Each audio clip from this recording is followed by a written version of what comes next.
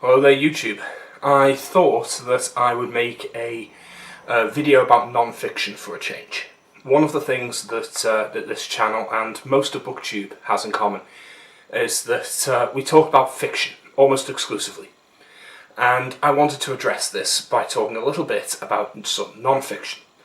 So given that November is often described as non-fiction November on BookTube as an excuse to talk about non-fiction, I thought I'd go through a couple of books that I recommend. Now, this is a list of 10 non-fiction that I recommend that I think you would probably enjoy and you should read, that I feel are quite an enriching set of books. I hope that you'll all agree. I've got my tablet because I'm going to need to use this as a prop, because most of the books that I've got, I don't physically own them. I don't tend to physically own my books. I tend to own them as ebooks, or I will watch lectures and things like that. Now, I've got a specific theme behind these, and these are books for people who want to improve themselves and improve their view of the world around them. So it's not necessarily books about history or books about science or anything along those lines, because honestly, if we went into those topics, this would be impossible. You can't really do a top 10 non-fiction if you include every topic, because what about, say, a book on how to learn chess? There is a particularly good book that I've read fairly recently on starting strategies in chess. Should that go in my top 10 recommended non-fiction?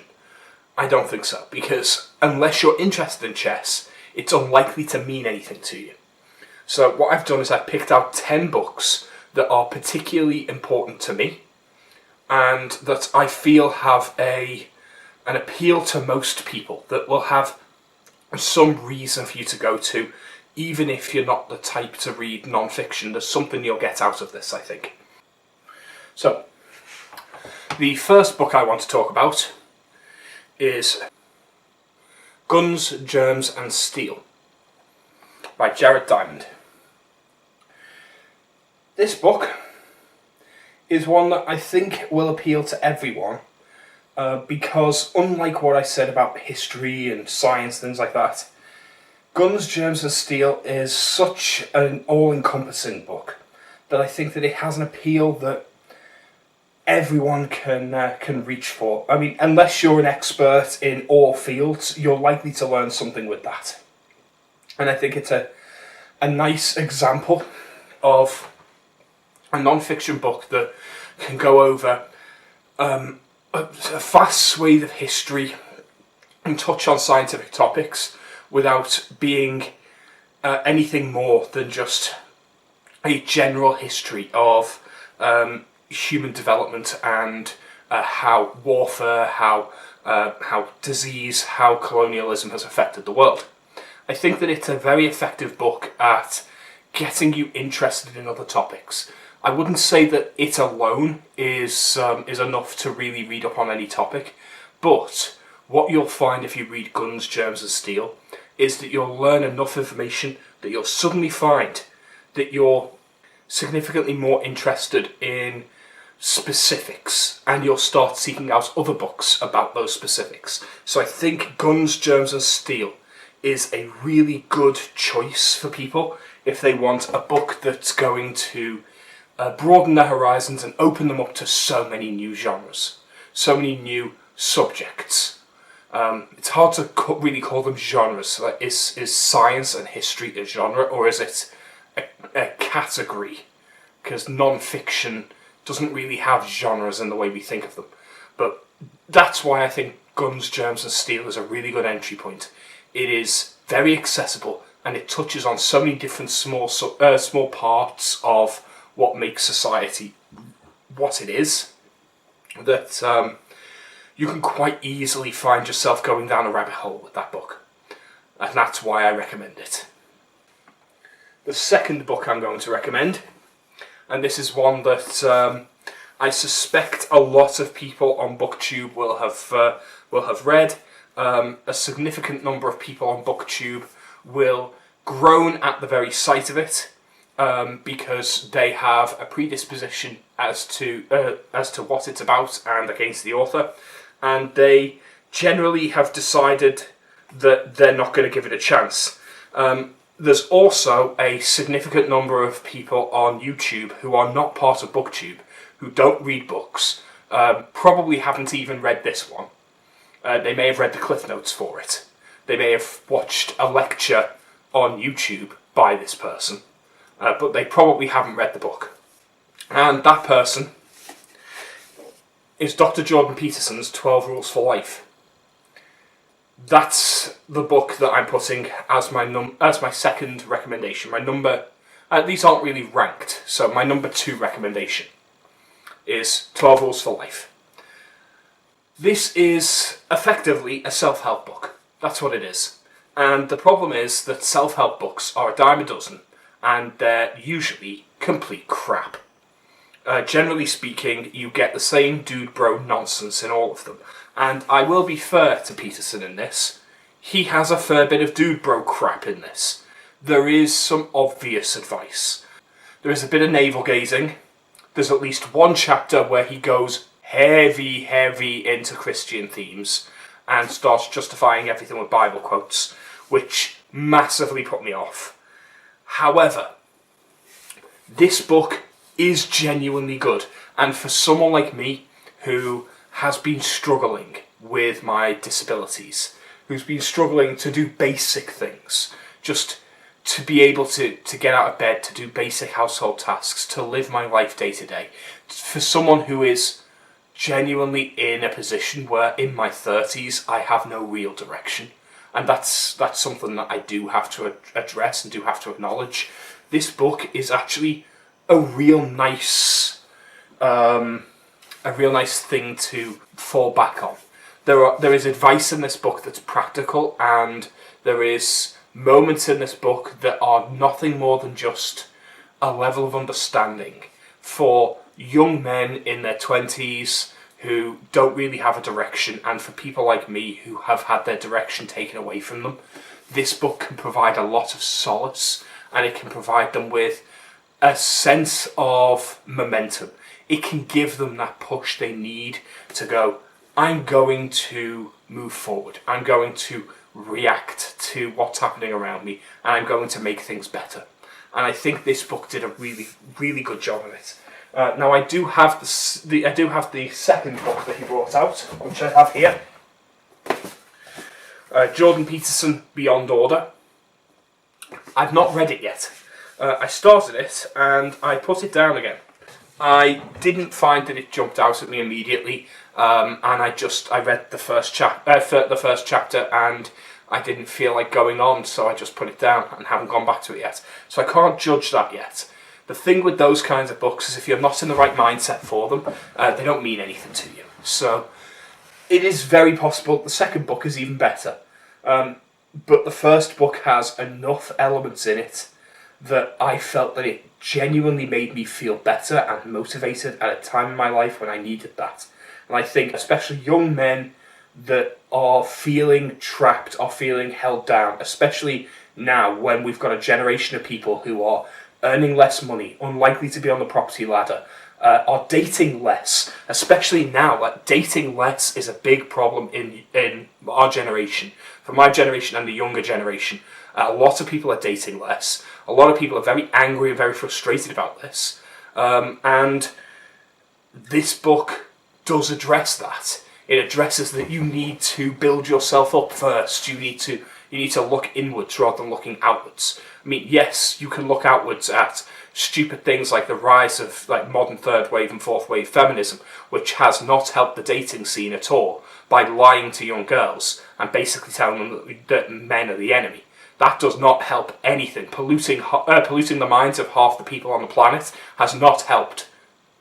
But whilst you can blame that all you want, eventually those women are going to wake up and realise they're alone and lonely, and they're going to want to actually get some companionship. And if you've spent your time feeling sorry for yourself and sitting around eating Cheetos on your sofa whilst playing video games. They're not going to want you.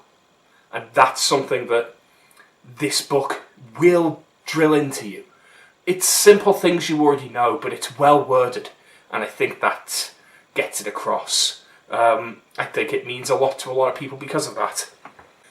Books 3 and 4 are by the same author. And book 3 is The Dark Net by Jamie Bartlett. The blurb on the front says, a fascinating and disturbing exploration of the outer edges of the internet and the human mind. This is fascinating. And I think that the reason this is a good one to recommend here on BookTube is because we're all part of BookTube. We're all part of the internet experience. If you're watching this now, you are likely involved in some kind of social media. You are probably watching various different BookTube channels. You're probably involved in Discords. You may use Twitter and Facebook and various other different social media sites. You might go on forums and things along those lines. You probably will get a lot out of this, and you'll find it deeply interesting as he explores the underbelly of the internet in a way that you might not have expected, and uncovers a fair few little secrets. It's a fascinating read, and I can't really say much more without spoiling it. And I know that sounds silly, because how can you spoil a non-fiction? But I do feel that there's a level of excitement to what he discovers about the Darknet that in this book and his next book as well, that I think you should experience firsthand. His next book on my list, which I have digital, is Radicals. Outsiders Changing the World. This is, again, a fantastic example of just what you can do if you look into the outer edges of society, and you can have a little look and see what things they believe and how they react. And he goes into a few different things. Like he goes into transhumanism. He looks at different activist groups. He even looks at court cases and things like that. There are some really intriguing groups that he looks into that you may know of, but you may not know of any of them. And it'll open you up to a little bit more of politics and history and social sciences like psychology and maybe even philosophy. Like when he talks about the transhumanist wager, I would argue that was probably one of my favourites out of this book, because I find the transhumanist group very interesting. Like I don't consider myself a transhumanist in the way that they call themselves, but I would say I would have transhumanist sympathies, and I would love for the transhumanist vision to come true. I would love for us to be able to leave our bodies, to transition away from being human. If we could just upload our minds in some way or transcend the human body in some way, I would be up for that instantly, because all of my problems come from the fact that my body is intrinsically broken. My body doesn't work. I have so many physical issues that to be a mind separated from this body, I would be without pain. I'd be without restrictions. That would be fantastic. I would love that. So reading about his dive into transhumanist communities was really fascinating. Now, speaking on politics, the next book that I'm going to recommend is Cynical Theories. This is a book on how universities have made everything about race, gender and identity, and why this harms everybody. This is a fantastic book, written by Helen Pluckrose and James Lindsay. This is a book I recommend to everyone who doesn't yet understand how the universities in the West have been manipulated and how they've been changed in order to have this deep political agenda. This is something that I've tried to explain to a lot of people, because this is far-reaching. By manipulating the universities, these political groups have managed to manipulate so much more, because now university graduates and university-based publications are being affected by this. So you can't trust university-backed publications anymore. You can't trust news publications. It's getting to the point where you can't trust scientific documents because the universities publishing them and the scientists doing them have an agenda. And that's a problem. And this book goes into that. So this is a fantastic book for anyone who wants to explore that issue. And I think that it's an important issue that like they say, harms everybody. So I think it's relevant to everyone, which is why I think it's one that I would recommend everyone read. In the same breath, the next one that I would recommend is similar in tone, and that is a very recent book, The Madness of Crowds, by Douglas Murray. Gender, Race and Identity. Again, it's another book on this political issue, but I think that it's an important book on this issue. It dives deep into this issue. It's a very honest look at what are some of the most inescapable issues that are currently plaguing society today. And this affects everyone, like I say. So it doesn't matter what side you're on. These are divisive issues that are being forced into your life. So you should read about them. You should understand them. And you should understand them fully. Which means you should understand the critics of them as well. I would say that this is probably one of the most brilliant books that I've seen come out in the last 15, 20 years. Like, I can't think of a book that's come out since one of the other books on this list, in fact, that matches this for the level of gut punch it gives. I think it's important in that regard. I know I'm going through these ones fast, but there's very little I can say about them that wouldn't just be me preaching. Because I could discuss some more issues, and I could go into depth, but really, once I've explained what the book is about, you understand what the book's about, so there's not much more I can go into. There is one book that, this is an extra, this isn't on my list, because this one is one that I think is a fascinating read, but I would not recommend it to all, and I don't think that it's as good as the others on this list.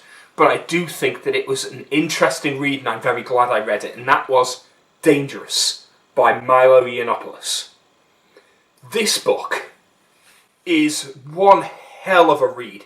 It is fascinating, it is funny, it really, really digs deep into some of the hard-hitting points of modern society. All the chapters are why someone hates him, why the progressive left hates me, why the alt-right hates me, why Twitter hates me, why feminists hate me, why Black Lives Matter hates me, why the media hates me, why establishment gays hate me, why establishment Republicans hate me, why Muslims hate me, why gamers don't hate me, and why my college tours are so awesome.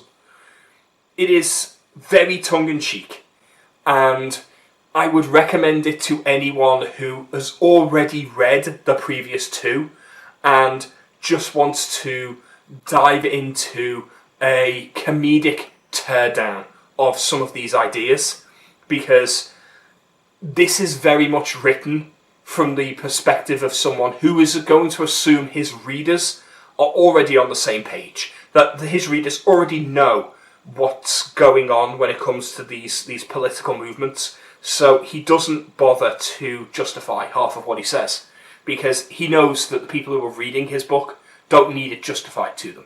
They've already read about it, they've already seen it themselves. So he doesn't waste time in that regard. Now, the next few books I'm going to recommend, I actually have physical copies of. Now, the next one I'm going to discuss is one I've already discussed on this channel before, and reeling from those discussions about politics, I'm going to go on to one that is deeply about a political issue, and that is Unmasked by Andy Ngo. Now, Unmasked is a deep dive into the radical terrorist group that is Antifa and the homegrown rioters that are Black Lives Matter. And I say that as a Brit as well, because Britain has the same issue. Antifa and BLM are very active in Britain as well as America. Not quite as active as they are over there, but we have imported some of your insanity. Thank you for that. But yeah, Unmasked by Andy No. I recommend this to anyone who wants an example of fantastic journalism. This is brilliant journalism, and everyone should be reading this. There is a lot to be said for yellow journalism. There is a lot to be said for someone going out there and just discovering for themselves without needing to go through all the checks and balances that journalism has, because a lot of them can be corrupt, like we saw in one of the previous books. The universities are being effectively used as a brainwashing arm of a political movement at the moment. So it's very easy to ignore what universities are saying and go, you know what, we don't need them. We don't need them. They're not actually educating, they're indoctrinating. So you can argue that yellow press is necessary, but at the same point, yellow press has a problem, and that is that they don't understand journalistic principles. And it often means that we end up with very, very shoddy, very bad journalism. And it is nice to see a genuine journalist doing proper, well-researched, well-cited journalism, especially when it got him attacked and it gets him deplatformed constantly. It gets him treated like the enemy of the state, because he is going after one of the most politically active urban terrorist sects currently active in America, and they hate him for it. I think that he should be praised for what he's doing. Give this a read, it is fantastic. Next, I'm moving away a little from politics in the immediate sense, and to something a little more philosophical and with a little more variety to it. This one is probably the best book out of the lot I'm going to recommend today, simply because there's so much to it.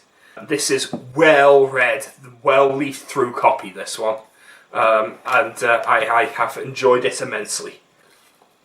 Arguably, a collection of essays by Christopher Hitchens. There are so many essays in this book that will get you thinking on so many different topics. I'm going to go through and discuss some of the things that just mention some of the things he discusses in here. He discusses things like Abraham Lincoln. He discusses Mark Twain. He actually has an article on the book Lolita, which I talked about in one of my other videos. He has like loads of different things. Like there's like All American, which are all articles about America. Then there's a section on affinities. He discusses Isaac Newton. He discusses Mark's journals. He discusses let's pick out a couple of interesting ones. Amusement, annoyances and disappointments. Why women aren't funny, which is, like I say, quite amusing. The New Commandments. He has an article about apple pie. Offshore accounts is all about things away from America. Says Afghanistan's dangerous bet, Iran's waiting game. Is the Euro doomed? Overstating Jewish power. Things like that. There's so many different things in here. Legacies of totalitarianism. There's so many different articles of note in this book that when you start diving in, you realise you can just have this sitting around, and all the articles are 10 pages, if that.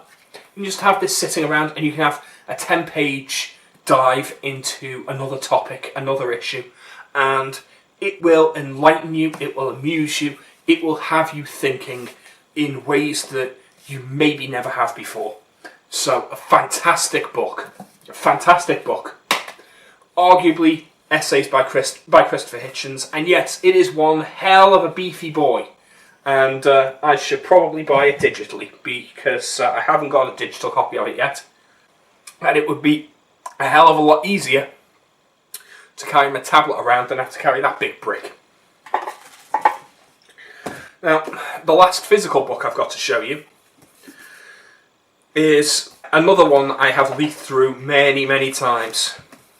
Again, this is probably my favourite out of the lot here, simply because it's one that I've enjoyed reading, just because I've been able to use a lot of this in arguments I've had online, where it has worded things that I've known before in ways that are elegant and profound. And that is The God Delusion. The God Delusion by Richard Dawkins is probably one of the best books about religious faith that you could ever look into, especially if you're not an atheist. If you're not an atheist, this book is likely to turn you into one, if you actually read it. Now, I have the new version, which has a new introduction, which is here on the tablet. This is the 10th anniversary version, and it was on sale recently, in fact. So I have The God Delusion here, the 10th anniversary version, and yeah, this is a fantastic book, and this edition has a nice new introduction and an afterword by Daniel Dennett as well, which is worth a read. I think that this book is a great read for someone who's questioning their faith, a great read for someone who is unsure about the nature of faith, the universe, and other things that would possibly be described as spiritual. If they want a training in the basics of skeptical thinking, I think this is a good move. There is another book that is another great book, but I didn't recommend it simply because it's really hard to find, and that is the Demon Haunted World, I think it is, or Demon Haunted something, by Carl Sagan. You can't buy it as an ebook. The paperback is about 30 quid. The hardback is well over 80, 90 quid. They are hard to find. And that is a good one for like instilling basics of critical thinking. But I think The God Delusion does a good job of explaining critical thinking and the scientific method whilst doing it in the guise of religious faith and religious thinking, using that as an example, basically. So this will teach how to falsify, how to approach any claims and decide whether or not to give them any credence. And I think that for that, it is possibly the best book on religion that I've read yet. It's not, though, the most enjoyable read for atheists, because a lot of what's said in that is, frankly, obvious. The problem with a book like The God Delusion is that it's very well written, but it's very well written for someone who's questioning their faith, which means that it goes back over things repeatedly. It keeps reinforcing points that you don't need to reinforce. If an atheist is reading this, they don't need this reinforced, because this point is something they already have accepted, and it just kind of feels like you're being talked down to. And that is a problem that I'm willing to give it, because I think the way it is written is going to reach more people who are questioning faith and is going to make them into skeptics. Whereas I'm willing to sacrifice it being less readable for an atheist for it to become more persuasive and more able to reach the target audience, which is those people on the fence. However, if you're an atheist and you want something that is really intriguing on religion, I recommend Waking Up by Sam Harris. This is a great book on spirituality, because this is a deep dive into how you can become a spiritual person without the need of the religious backing. It's a redefining of spirituality. And that is a fantastic thing, because honestly, we don't need spirituality to be supernatural. We don't need it to be this nonsense-driven, made-up bullshit. We can have spirituality mean something else, and it often does, meaning the enrichment of the person, of the psyche. You can have your soul be a metaphysical part of who you are without it needing to be this wishy-washy example of poor reasoning. The soul as a concept makes no sense if you ascribe it some kind of real-world, tangible existence. But if you make the soul into a metaphysical description, a poetic description of your feelings, your thoughts, your experiences, your knowledge, your morality, your philosophy, your outlook on the world, and your emotional state regarding those things, then you can be very soulful without needing to ascribe any supernatural elements to it at all. And Waking Up does a fantastic job of drilling down to that point and giving a refreshing take of it without being patronising in the delivery. So those are the books I would recommend. You got 11 there, including Milo's book, but the other 10 are fantastic reads that I'd recommend to everyone. And I'd recommend Milo's Dangerous if you're already convinced of some of the political arguments in some of the other books and want a more comedic breakdown that isn't to be taken quite so seriously. Dangerous is a fantastic book for that. I would go a step further as well, and just to add a couple more to the pile. Richard Dawkins' writings on The Selfish Gene, and I believe it's Unweaving the Rainbow or something along those lines. One moment, I will look it up. Okay, so Richard Dawkins has The Selfish Gene, Outgrowing God, The Magic of Reality, The Greatest Show on Earth, Climbing Mount Improbable, Unweaving the Rainbow, and The Ancestor's Tale. There's also The Blind Watchmaker as well, which is one I've not read. I've also not read Science in the Soul, which is another one that they put out in 2017. Selected Writings of a Passionate Rationalist. I may have to check them out. But some of these are really, really good. Like Unweaving the Rainbow and The Selfish Gene are fantastic reads. I highly recommend them. I've not read Outgrowing God or The Magic of Reality yet. They're ones that have kind of slipped under the radar. The Greatest Show on Earth, that is very focused on evolution. It's very interesting.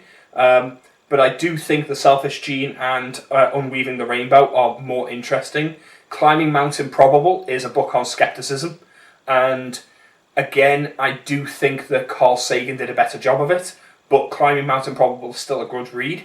I would strongly suggest giving the majority of Richard Dawkins' writings a chance. He is an expert in his field. He is a very good writer. He's very good at arguing his point and making his point clearly. You can't go wrong with his entire bibliography, frankly. So, if you want to extend this beyond the 10-book recommendation to a 15, 16, 17-book recommendation, I'm happy to recommend pretty much the entire bibliography of Richard Dawkins. He is a fantastic writer, and if you want science recommendations, I highly recommend The Selfish Gene as a step into Richard Dawkins' science works. It is a really, really interesting discussion on genetic variance. So that's somewhere to go. Most of these were political in nature, and I'm aware of that, but I do think that politics and political science is one of the more universal topics. So I think these have been more suited to a general audience. I could have recommended science and history books. I don't read a great deal of them, I must admit. I prefer to get my non-fiction through lecture courses, through online video services. I have spent a fair bit of time on the likes of Curiosity Stream, Great Courses Plus, which has now changed its name. And I've watched a lot of video essayists on YouTube, which I think are denigrated and downplayed a lot. A lot of video essayists on YouTube are really good at what they do. And when they cite their sources, and a lot of them have started to do that quite well, you can easily learn without needing to go looking for books. And the problem with books when it comes to non-fiction is that a book is outdated the minute it hits the shelf. Especially if it's something like a science book. As soon as it hits that shelf, it is outdated because it can't be changed. It can't be amended unless a new edition comes out. So what you're left with is a time capsule.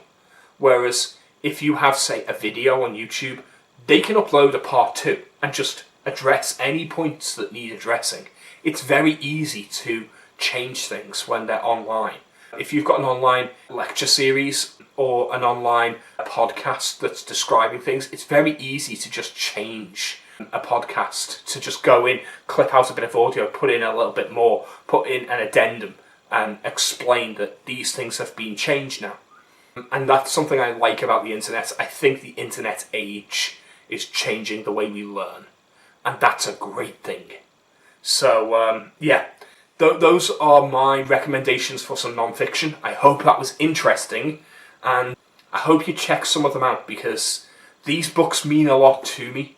I don't talk about non-fiction a lot because I do think of it very differently. I think BookTube is very analogous to a movie club, like a film buff society, or a movie buff society, whatever you want to call them. And last time I checked, they don't sit around talking about news or documentaries. They just don't. It's not something they do. You wouldn't sit talking about sports events or stand-up comedy acts either. There are certain things that are still TV programs, that are still televised entities that are not films in the colloquial sense. That's the same with BookTube. BookTube is about fiction. It's about novels. You can talk about plays and poetry and non-fiction and memoirs and biographies. You can talk about those things if you really want to, but there's a lot less of it, and most booktubers will assume that BookTube means fiction because that's what the vast majority of BookTube is about, and I'm happy with that. Like, that's what I was getting into it for.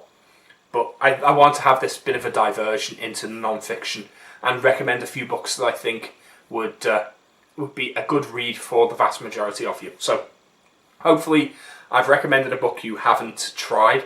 I'd say almost every book I've mentioned is available on Kindle for under a £5. I think a couple of them might be about £6 or £7. Some of them are only £3.99. At least one of them was 99p last time I checked. That was The God Delusion, though I think that was a limited offer. But even still, you can basically get any one of those books for the cost of a Big Mac. And it's a far, far better use of your time and your money. So yeah, I would strongly consider going out and buying one. And let me know what you think. I'd love to hear about it. Till next time, I'll see you later. Bye.